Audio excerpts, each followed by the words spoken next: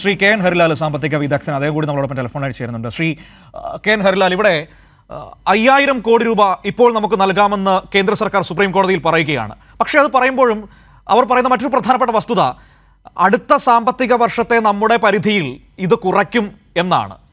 ആ നിർദ്ദേശം നമുക്ക് പ്രായോഗികമാണോ? തീർച്ചയായിട്ടും അല്ല. ഈ 5000 കോടി രൂപ ഇപ്പം അനുവദിച്ചിട്ട് അടുത്ത വർഷത്തേക്കൊന്ന് അത് കുറയ്ക്കും എന്ന് പറയുമ്പോൾ കേരളം സുപ്രീം കോടതിയിൽ ഉന്നയിച്ചിട്ടുള്ള അടിസ്ഥാന പ്രശ്നങ്ങളെ ഒന്നും അഡ്രസ് ചെയ്യാൻ കേന്ദ്ര ഗവൺമെന്റ് തയ്യാറാവുന്നില്ല എന്നാണ് മനസ്സിലാക്കുന്നത്. അതായത് ഇതേ പ്രശ്നം ഇപ്പോൾ വീണ്ടും തുടരുന്ന സാഹചര്യം ഉണ്ടാകും. അതെ അതെ, തൽക്കാലം അടുത്ത വർഷത്തേക്ക് ഇത് പോസ്റ്റ്പോൺ ചെയ്യുന്നു എന്നുള്ളതല്ലാതെ ഈ അടിസ്ഥാനപരമായി പ്രശ്നം പരിഹരിക്കുന്നതിന് ഒരു ക്രിയാത്മകമായ സമീപനം കേന്ദ്ര ഗവൺമെന്റ് സ്വീകരിക്കാൻ തയ്യാറല്ല എന്നുള്ളതാണ് ഇത് സുപ്രീം കോടതിയുടെ മുമ്പിലും വ്യക്തമാക്കുന്നത്. അപ്പോൾ തീർച്ചയായിട്ടും കോടതി അതിനോട് എങ്ങനെയാണ് പ്രതികരിച്ചതെന്ന് എനിക്ക് കൃത്യമായിട്ട് അറിയില്ല. കേരളം കൊടുത്തിരിക്കുന്ന അടിസ്ഥാന സ്യൂട്ടില് വാദങ്ങൾ കേട്ട് അതിന്റെ അടിസ്ഥാനത്തിലൊരു പ്രശ്നപരിഹാരത്തിലേക്ക് പോവുകയല്ലാതെ കേന്ദ്ര സംസ്ഥാന ബന്ധങ്ങളിലുള്ള ഈ പ്രശ്നത്തെ, പ്രത്യേകിച്ചും കേരളത്തിനോടുള്ള വളരെ വിവേചനപരമായിട്ടുള്ള ഈ സമീപനത്തിന് നമുക്ക് മാറ്റിയെടുക്കാൻ കഴിയും എന്ന് പ്രതീക്ഷിക്കാം. ഇവിടെ ഇപ്പൊ താങ്കൾ പറഞ്ഞതുപോലെ സുപ്രീം കോടതി ഇപ്പോൾ ഈ പരാമർശത്തിൽ എന്താണ് പ്രതികരിച്ചിരിക്കുന്നത് നമുക്ക് വ്യക്തമായി വരുന്നതേ ഉള്ളൂ. പക്ഷേ എങ്കിൽ പോലും നമ്മൾ മുന്നോട്ട് വച്ച അടിസ്ഥാന പ്രശ്നത്തെ അഡ്രസ് ചെയ്യാൻ കേന്ദ്രം തയ്യാറാകുന്നില്ല എന്നൊരു വലിയ വസ്തുത നമ്മുടെ മുന്നിലുണ്ട്. അതിനെതിരെയാണല്ലോ നമ്മൾ സുപ്രീം കോടതിയിലേക്ക് പോയതും.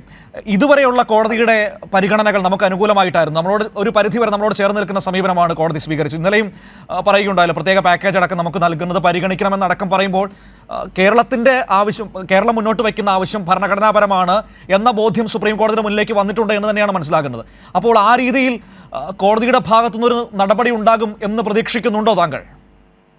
അതെ, തീർച്ചയായിട്ടും കോടതിയുടെ ഭാഗത്തുനിന്ന്, സുപ്രീം കോടതിയുടെ ഭാഗത്തുനിന്ന് സമീപകാലത്ത് ഇറങ്ങിയിട്ടുള്ള വിധികൾ പലതും ഈ നമ്മുടെ ഭരണഘടനയുടെ സ്പിരിറ്റിനെ സംരക്ഷിക്കുന്ന തരത്തിലുള്ളതാണ്. അപ്പൊ ഇക്കാര്യത്തിലും ഇതുവരെ സുപ്രീം കോടതി എടുത്തിട്ടുള്ള സമീപനം വളരെ ക്രിയാത്മകമാണ്, വളരെ പോസിറ്റീവാണ്.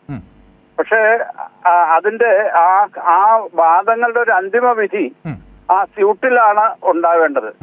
ഇപ്പോ കോടതി എടുത്തിരിക്കുന്ന സമീപനം ആ സ്യൂട്ടിൽ കേരളം ഉന്നയിച്ചിരിക്കുന്ന പ്രശ്നങ്ങളിൽ ന്യായമുണ്ട് എന്നുള്ളത് കാണുന്നുണ്ട്. അതുകൊണ്ട് പിന്നെ അത് വാദം കേൾക്കാം, അതിന്റെ കണ്ടിന്യൂസായിട്ട് മറ്റു കാര്യങ്ങൾ പറയരുത്, താൽക്കാലികമായി കേരളത്തിന് അവരാവശ്യപ്പെട്ടിട്ടുള്ള കാര്യങ്ങൾ കൊടുക്കുകയും സ്യൂട്ട് വിശദമായി കേട്ടിട്ട് അടിസ്ഥാനപരമായിട്ടുള്ള പ്രശ്നങ്ങളിൽ വിധി പറയാം എന്നുള്ളതാണ് ഇതുവരെ എടുത്തിട്ടുള്ള സമീപനം. അങ്ങനെ ആ സ്യൂട്ട് കേൾക്കുന്നുണ്ടെങ്കിൽ തീർച്ചയായിട്ടും കേരളത്തെ സംബന്ധിച്ചിടത്തോളം വളരെ പിന്നെ അനുകൂലമായിട്ടുള്ള ഒരു സാഹചര്യമായിരിക്കും ഉരുത്തിരിയുക.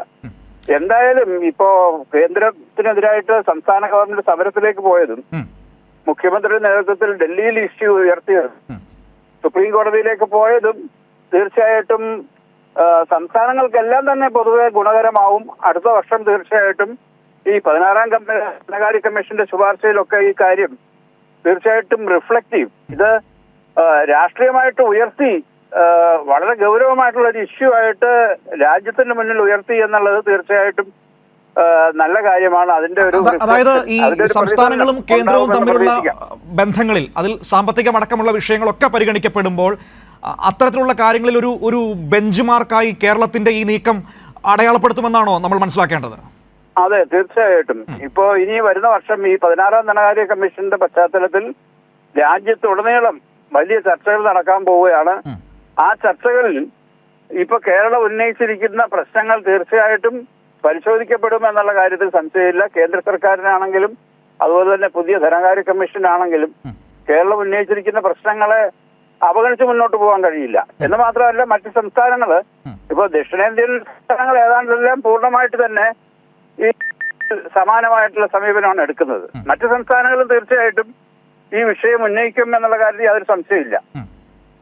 ശരി, വളരെയധികം നന്ദി ശ്രീ കെ എൻ ഹരിലാൽ പ്രതികരിച്ചതിന്. ഏതായാലും